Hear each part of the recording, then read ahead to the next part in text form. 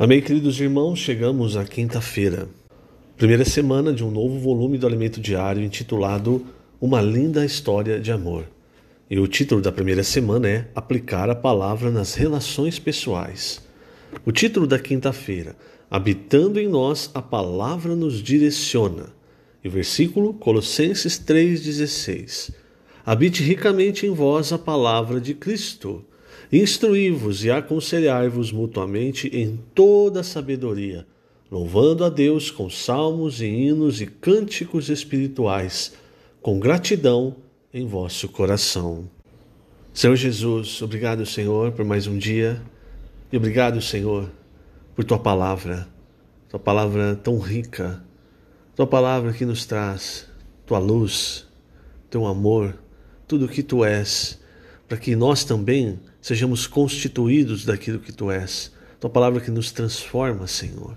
Por isso, cada dia nós queremos fazer habitar em nós ricamente a Tua palavra, para que sejamos transformados à Tua imagem. Queremos instruir-nos e aconselhar-nos mutuamente com a sabedoria que vem da Tua palavra. Queremos em todas as coisas, em todas as situações, aprender a Te louvar, Senhor. Não só com as nossas palavras, mas principalmente com a Tua palavra, com salmos, com hinos, com cânticos espirituais, com a palavra que o Senhor tem nos dado, sempre com gratidão em nosso coração. Nosso coração muitas vezes, Senhor, ainda é incrédulo e ingrato, mas nós agradecemos porque a Tua palavra cada vez mais tem nos mostrado mais do Senhor, mais da Tua obra, e o nosso coração tem se enchido de fé, tem se enchido de gratidão ao Senhor por tudo que o Senhor fez e também por tudo que o Senhor continua fazendo. O Senhor tem, de forma misericordiosa, cheia de graça, trabalhado em nossas vidas, mesmo ainda nós sendo tão teimosos, ainda faltando-nos fé. Mesmo assim, o Senhor continua fiel, falando a palavra, nos conduzindo no Teu caminho, no caminho para o reino. Obrigado, Senhor. Jesus é o nosso Senhor. Aqui o título desta quinta-feira, irmãos, é muito rico. Habitando em nós, a palavra nos direciona. Quanto mais da palavra de Deus, irmãos, nós fazemos habitar no nosso coração, e aqui é muito importante entender, quando a palavra habita em nós, ela vai se arraigando e ela vai criando alicerce. E você vai tendo um crescimento de vida. Então, você vai crescendo à imagem de Cristo. Muitas vezes nós temos o conhecimento da palavra e, por ter conhecimento da palavra, nós achamos brechas, ou achamos que achamos brechas, distorcendo algumas coisas para falar, não, eu posso seguir por aqui, não tem problema, ou eu não preciso fazer isso, porque tem esse versículo. Então, irmãos, muitas vezes não é a palavra não está habitando no nosso coração, a palavra está habitando na nossa mente, e aí nós usamos a palavra, distorcendo a palavra em nossa defesa ou em ataque a outras pessoas. Nesse sentido, irmãos, se nós fazemos isso, você e eu, nós nunca vamos estar errado, porque a gente sempre vai achar um versículo, a gente estica e aí mostra, não, eu estou certo, até para as coisas talvez mais absurdas. Essa, entre aspas, tática, ela vem de Satanás, que conhece o poder da palavra de Deus e que sabe que uma vez que ele tire isso do contexto, como ele fez, por exemplo, com Eva, fazendo-a acreditar que eles não morreriam, eles poderiam experimentar do fruto de qualquer árvore do jardim, inclusive aquele. Então, irmãos, por que eu estou dizendo isso? Porque quando você envereda por esse caminho, ninguém mais para você. Quando a palavra de Deus vem, quando o Espírito de Deus vem, irmãos, ela precisa causar em nós arrependimento, mudança de atitude. Então, um exemplo é o que acontece com o rei Davi em várias situações. Eu vou citar pelo menos duas. Naquela situação, em 2 Samuel 11, em que, de forma absurda, Davi ele dá vazão à carne dele, irmãos. Ali com Batseba. Depois, talvez munido naquela ideia de que eu sou o rei, eu posso fazer qualquer coisa, ele traça um plano praticamente executando o marido de Batseba para esconder o seu erro, Urias, não é? Mas aí quando chegou a palavra de Deus, ele não fez como Saul fez. Saul ele distorcia a palavra. Quando Samuel chegava com a palavra de Deus, Saul dava entre aspas, uma gingada. Falava, não é bem assim, a palavra não diz isso. Foi isso que eu fiz. Dava uma distorcida. Quando a palavra chegou para Davi, irmãos, imediatamente ele se arrependeu. Ele não tentou distorcer, ele não tentou se justificar. Ele se arrependeu por quê? Porque ele era um homem segundo o coração de Deus e ele queria de fato a bênção de Deus. E depois no censo, a mesma coisa. É por isso que Davi era um homem segundo o coração de Deus, porque no coração de Davi tinha a palavra de Deus. Então isso não quer dizer que você e eu nós não vamos errar. Mas quando a palavra, o Espírito chegar, irmãos, nós vamos nos arrepender. E nós vamos de fato reconhecer, eu estou num caminho errado. Eu estou indo muitas vezes contra a direção do Espírito, a direção do Senhor para a minha vida, para a minha família, enfim, para a igreja onde eu me reúno. Eu vou dar um outro exemplo, irmãos, para você ver como as coisas são sérias. Quando os sacerdotes, né, o sumo sacerdote, enfim, eles prenderam Jesus, eles levaram Jesus para a residência de Pilatos, né, ali onde ficava o pretório. E quando eles levaram Jesus até lá, eles não entraram no pretório. Em João 18, diz que eles ficaram do lado de fora e eles não entraram no pretório para não se contaminarem, para poderem comer a Páscoa. Veja o quanto isso é absurdo. Eles não queriam entrar no pretório para não se contaminar, certo? Agora, não tinha problema levar um inocente, que eles sabiam que era inocente, à morte com uma acusação falsa. Veja, irmãos, não é mais a palavra que controla você. No caso deles, né? Não é mais a palavra que controla eles, é eles que controlam a palavra. Então, não posso entrar no pretório, porque senão vou me contaminar. Não é a palavra de Deus, é a lei. Mas eu posso fazer furos na palavra de Deus para levar um inocente à morte. Então, irmãos, nós precisamos de fato deixar que a palavra de Deus entre no nosso coração, habite a palavra de Cristo, né? A palavra habite em nós, mas não de forma que nós damos a direção para a palavra de Deus, mas de forma que a palavra de Deus, quando chega, dê a direção à nossa vida. Esse é o sentido do fluir do rio da água da vida, e é o que nós temos ouvido. O que nós ouvimos ainda essa semana, na outra, enquanto eu estou com os pés no chão, eu sou o dono da situação. E é aquela figura de Ezequiel do rio que sai do limiar do trono, não é? Então ele está no meu calcanhar, mas eu ainda estou com os pés no chão. Eu ainda estou no controle. Tem rio. Não quer dizer que não tem rio. Não quer dizer que não tenha o Espírito. Não quer dizer que não tenha palavra, que não tenha desejo pela palavra, mas eu ainda estou no controle.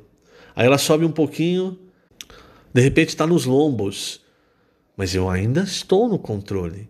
Já é mais difícil, mas eu ainda estou no controle. Meus pés ainda estão no chão, eu ainda estou andando. Mas o que Deus quer de fato, irmãos, é fazer você sair do controle da sua vida. Quando você olha lá na última igreja em Apocalipse, a igreja em Laodiceia, quando o Senhor fala da situação deles, talvez isso tenha assustado eles, não é? Mas a promessa que o Senhor faz ao vencedor daquela igreja é algo muito emblemático, porque ele diz, né, ele fala, eis que estou à porta e bato, se alguém ouvir a minha voz e abrir a porta, entrarei em sua casa e cearei com ele. Veja, irmãos, isso é uma figura de a palavra habitar no nosso coração. Por quê? Porque, na verdade, se você olha a situação da igreja em Laodiceia, eles estavam achando que estavam com tudo. Mas, na verdade, irmãos, quando o Senhor mandou a palavra profética, e isso eu quero explicar, né? Eu falei sobre isso na quarta-feira. Quando eu disse essa questão da palavra profética, irmãos, veja, para eles, para a igreja em Laodiceia, para a igreja em Filadélfia, para a igreja em Éfeso, daquela época, O que eles receberam, irmãos, foi a palavra profética, que veio de Deus através do apóstolo João. E aí, para nós hoje, é sagrado, porque faz parte da Bíblia, né? Mas para eles, irmãos, eles podiam dizer assim, não, esse João já está velho, já está caducando. Não, Deus não fala mais assim, não. O Senhor já mudou a forma de fazer.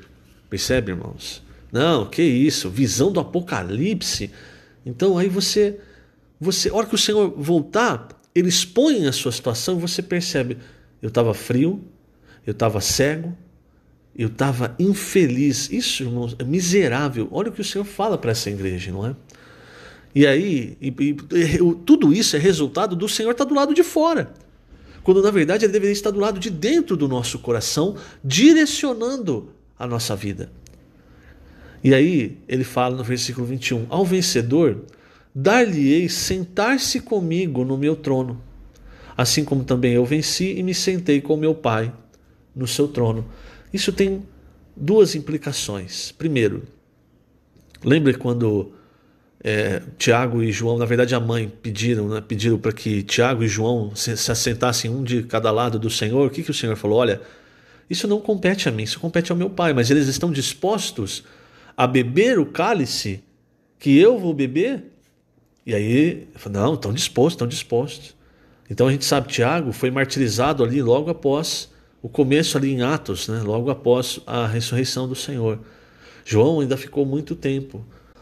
Mas a primeira implicação aqui de você se assentar no trono, de você ter vencido, quer dizer que você aprendeu a negar a si mesmo para seguir o Senhor.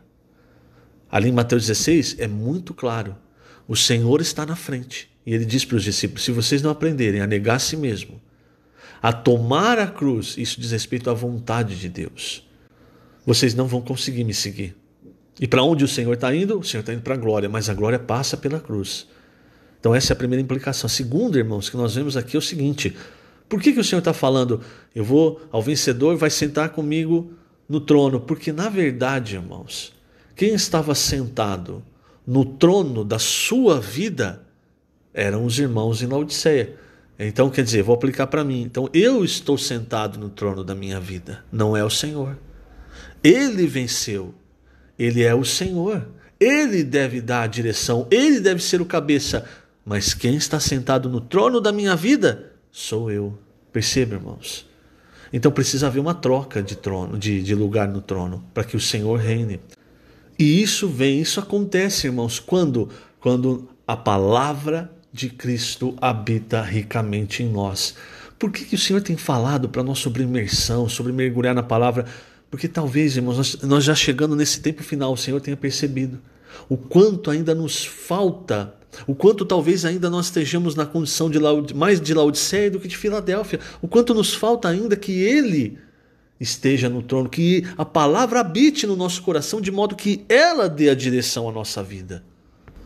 Eu conheço pessoas, irmãos, que dizem, não, você não precisa pregar o evangelho, não. Você lembra usa até Atos 16, ali o Paulo queria pregar o evangelho, o Espírito impediu. O que é isso? É o que eu falei no começo. Você pega um trecho e distorce. Por quê? Porque você não quer se expor. Você não quer pregar o evangelho, porque você não quer receber não. Você não quer, às vezes, ser humilhado. E veja, irmãos, por que o nosso irmão tem encorajado a ir para o PAC? Porque ali, irmãos, a nossa vida da alma ela vai ser exposta. Quando você tiver que se direcionar de acordo com o que alguém está falando para você fazer. Quando você tiver que fazer algo, como o Senhor falou para Pedro, né? Ele falou, hoje, Pedro, você cinge a ti mesmo, você vai para onde quer. Mas no final, outro vai te cingir e vai te levar para onde você não quer. Então, veja, irmãos, nós ainda nos protegemos demais, mas o resultado de ficar se protegendo, de sempre fazer o que você quer, de sempre tomar a escritura e dizer, não, isso aqui eu aceito, isso aqui é bom para mim, não, isso aqui não é bom para mim, então isso aqui eu não aceito, isso aqui está distorcido.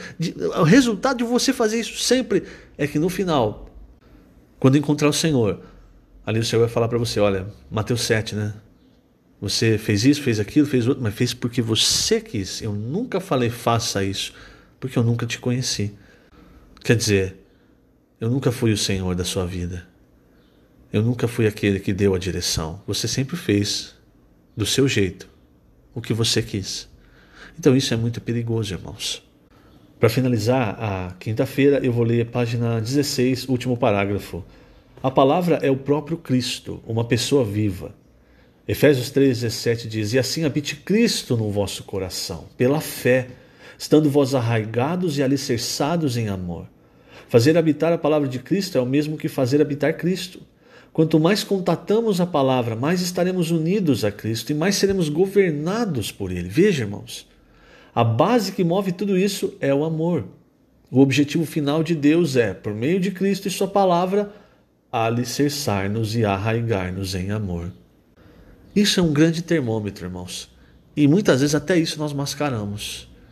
Você está criticando, você está julgando, você está apontando, mas você fala assim, não, estou fazendo isso por amor, mas não está. Então, nós não podemos nos enganar, irmão, enganar nós mesmos, porque Deus, ninguém engana. Então, se às vezes nós estamos vendo que a palavra de Deus não está entrando em nós, que Cristo não está governando a nossa vida, que sou eu que dou as ordens, até mesmo eu direciono a palavra de Deus para o que eu quero, se eu apenas critico, apenas julgo, se não há o amor fluindo, se eu não tenho o amor pelo Evangelho, por levar as pessoas à salvação, então, irmãos, eu estou mais próximo à experiência de Laodiceia do que de Filadélfia. Porque Filadélfia, irmãos, ela era fraca, mas ela confiava na palavra que vinha de Deus. Ela invocava o nome do Senhor e a palavra que vinha de Deus movia ela a fazer a vontade de Deus. É isso que deve ser, essa que deve ser a nossa experiência. Por isso, deixe de fato Cristo se assentar no trono da sua vida, deixe de fato Ele governar, fazendo a palavra, deixando, aliás, a palavra habitar ricamente no seu coração.